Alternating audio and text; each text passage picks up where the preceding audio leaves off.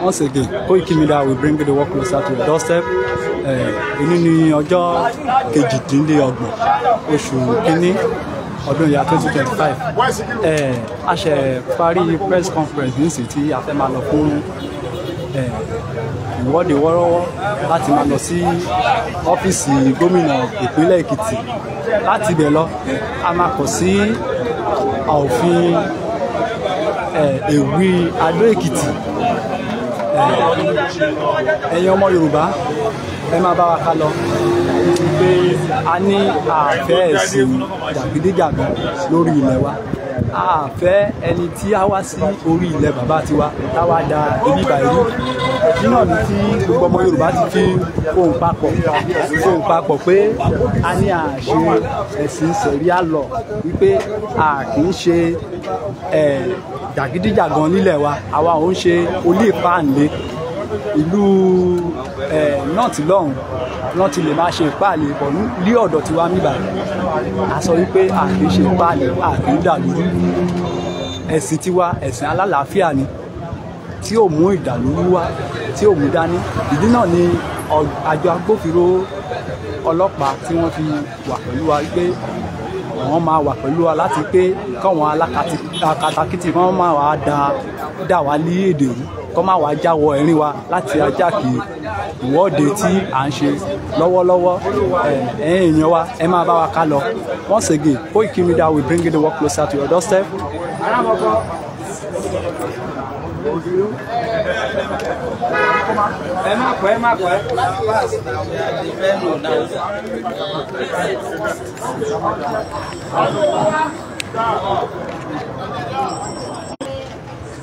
Okay, jẹ́ wo nọ́mbà yẹn, bóyá wrong number mo send yẹn sí máa bẹ́ẹ̀.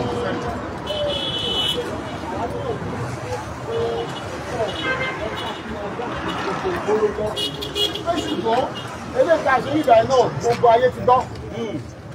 Ó ṣàkóbá àwọn náà ṣe gbọ́.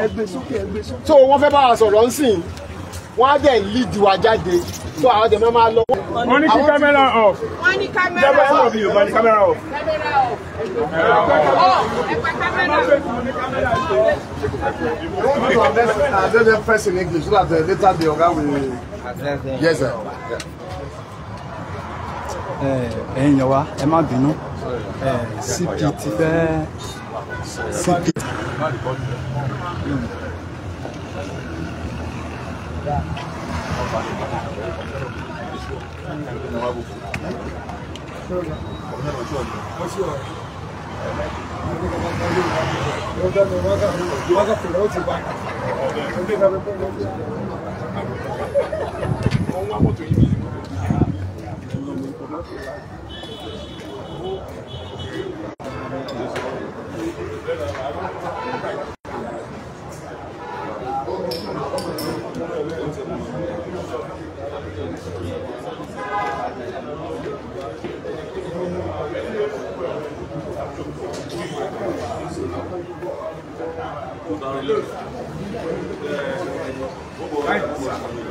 Yes, sir. Yes, sir.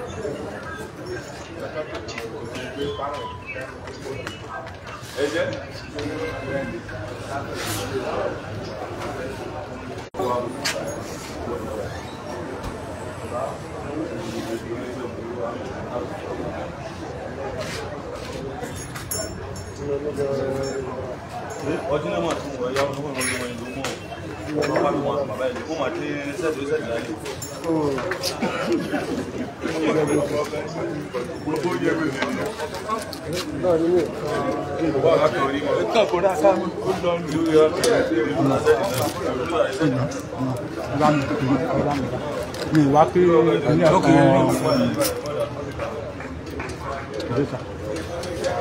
wá mi jẹun.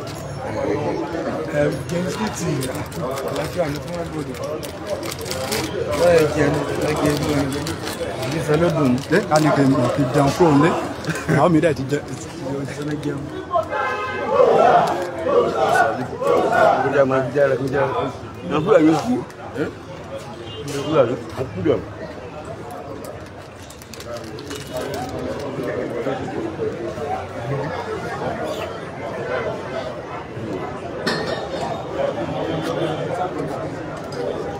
Enggak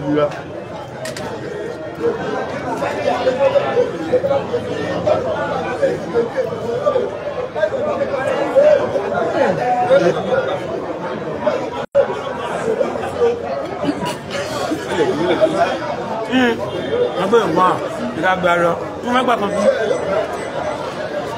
Àjẹ́ igbó? Àjẹ́?